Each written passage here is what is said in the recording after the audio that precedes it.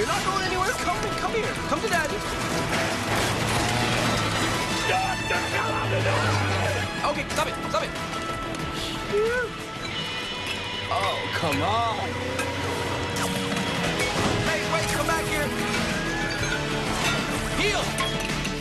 Gotcha.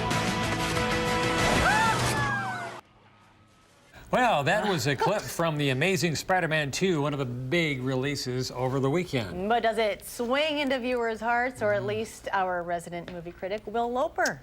Well, just like that clip with Spider-Man trying to juggle all the vials of plutonium, this movie tries to juggle a bunch of storylines, but instead of succeeding, it ends up dropping them all.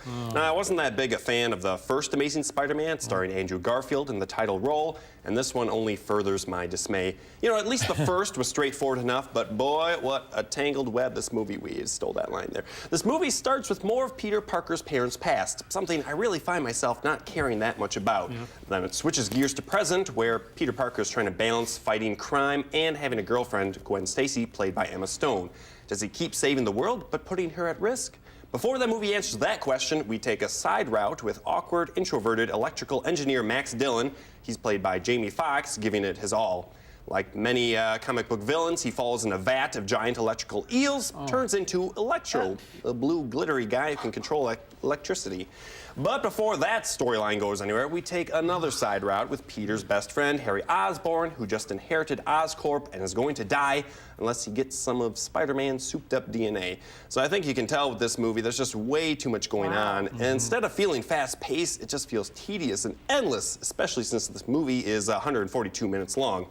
So all the storylines are competing for your attention, none win in the process.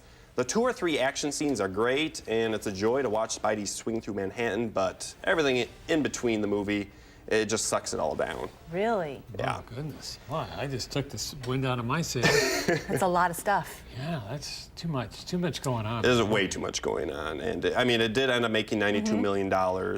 Huge payday. Haven't said that.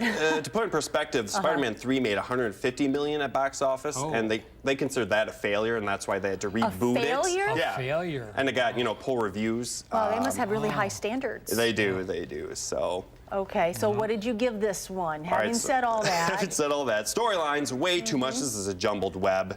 This is just ugly. Humor is just kind of a simple splat, not that great. Action, it's pretty nice, so that's a nice web. But 1.8 out of 5 crudely drawn Spider-Man heads is my rating. Okay.